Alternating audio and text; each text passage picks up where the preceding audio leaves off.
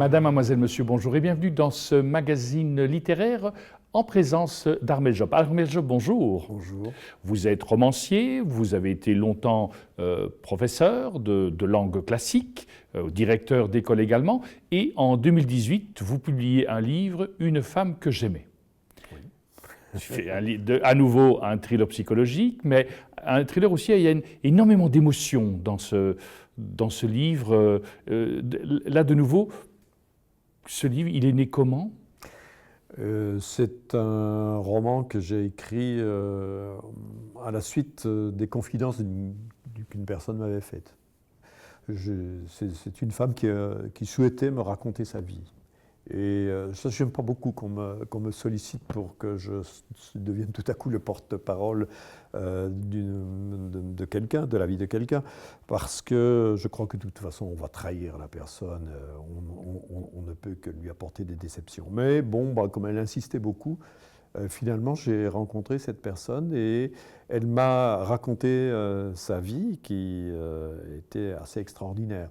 L'essentiel, c'est que c'est une personne qui était née sous X. Et donc, elle ne connaissait absolument pas ses parents, sa maman, son père. Elle ne savait pas du tout qui c'était, jusqu'à une période très avancée de sa vie où, tout à fait par un hasard extraordinaire, elle a appris, alors qu'elle avait 67 ou 68 ans, je pense, elle a appris qui était sa mère.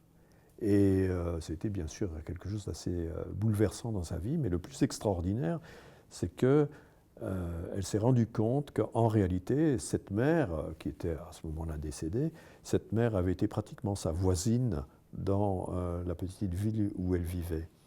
Et donc ça m'a vraiment touché, cette histoire, et j'ai voulu écrire un roman au centre duquel il y a une personne qui, elle aussi, est confrontée à cette situation curieuse de la naissance sous X.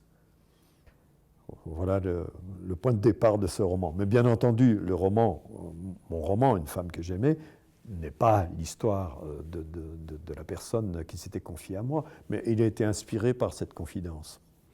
Vous avez donc une confidence, vous dites tiens, je vais écrire, Oui. et puis voilà une histoire, vous vous lancez dans cette histoire. Donc cette femme que j'aimais, donc c'est une tante, et donc c'est un neveu qui a vraiment une admiration pour cette tante qui n'est pas très bien acceptée dans cette famille. Oui, le livre commence de cette manière. Et on est en présence d'un narrateur, puisque le roman est écrit à la première personne, d'un narrateur qui était un jeune homme de 27-28 ans, un garçon un peu solitaire, d'une famille d'ouvriers dans la banlieue de Charleroi.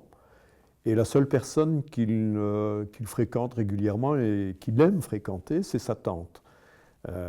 Sa tante, qui est une femme d'une cinquantaine d'années, 55 ou 56 ans, et il lui rend visite. Donc il travaille à Charleroi, il revient à la campagne où elle habite une fois par semaine, il lui rend visite, et c'est le plaisir de sa semaine. Il vient converser avec sa tante. Et un jour, elle est veuve depuis quelques années, et un jour, elle lui dit qu'elle voudrait lui confier un secret.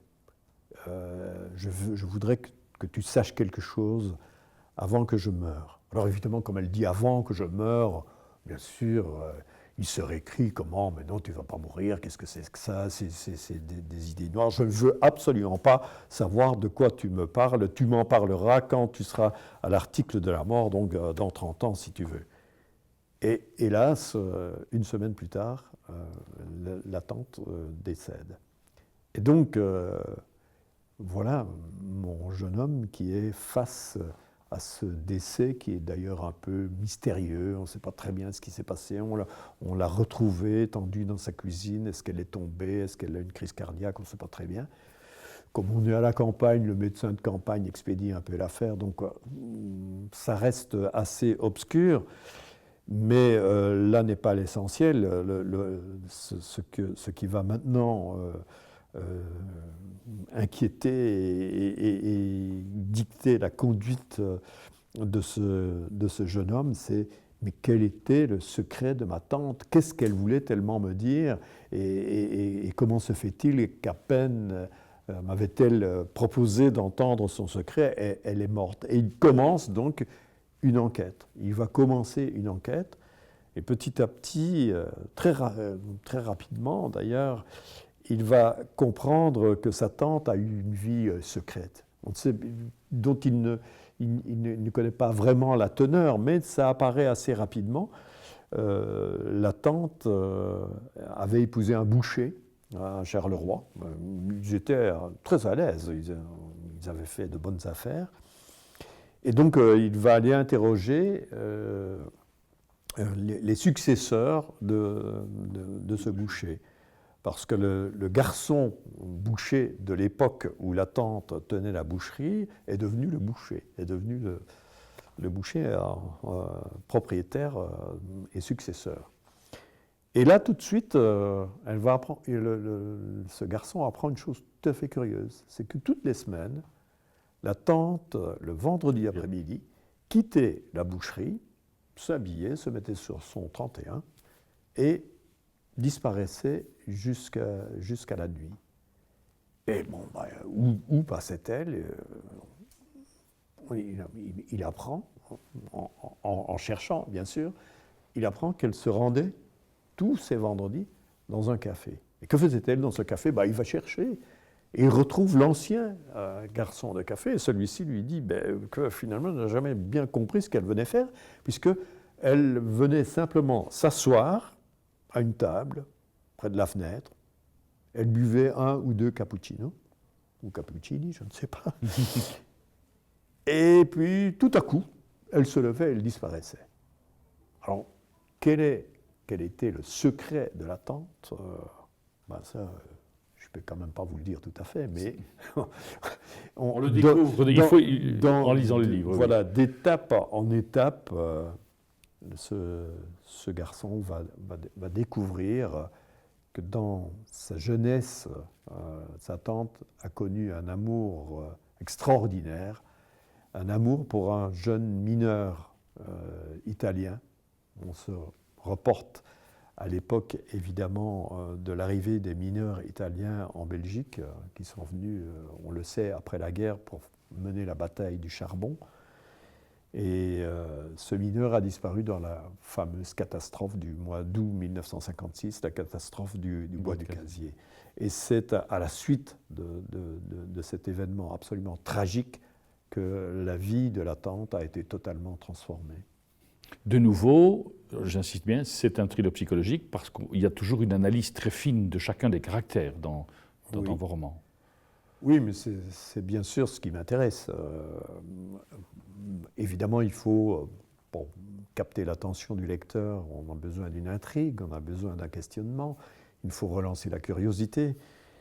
Mais le but final, c'est quand même toujours d'aller voir ce qui se passe à l'intérieur du cœur de chacun des personnages. Et c'est cette manière de le rendre, c'est ça. Est-ce que quelque part, au moment où vous écrivez, vous vivez les sentiments que vous exprimez par l'écriture, ou vous avez toujours cette distance? Je pense qu'il faut pas vraiment on dit quelquefois qu'on se met dans la peau ou à la place de quelqu'un. Si vous vous mettez à la place de quelqu'un, vous le videz de sa place. Moi, je ne fais pas ça. Je crois que l'attitude du romancier, c'est une attitude d'empathie, finalement. On n'est pas obligé vraiment d'être l'autre personne. Il faut toujours garder à l'esprit qu'on ne peut pas être l'autre personne. On n'essaie jamais, finalement. On peut aller très loin dans l'analyse des sentiments d'une autre personne, mais la connaître totalement, et grâce au ciel, bien sûr, on ne le sait jamais.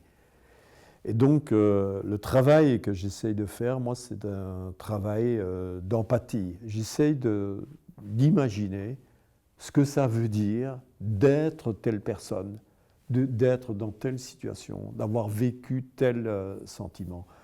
Mais j'essaye de comprendre cela, de l'analyser simplement par empathie. Et avec cette conviction qui est après tout à Paris, c'est que chaque être humain est capable de ressentir ce que les autres ressentent, pourvu qu'il en fasse l'effort, puisque tous nous appartenons à la même patte humaine. Eh bien, c'est ces belles paroles que nous nous quittons. Merci à vous. Je rappelle donc Une femme que j'aimais aux éditions Robert Laffont. Nous arrivons déjà au terme de ce magazine littéraire. Merci de votre fidélité. Au nom de toute l'équipe qui a préparé ce magazine, il me reste qu'à vous souhaiter une excellente journée et je vous dis d'ores et déjà à très bientôt.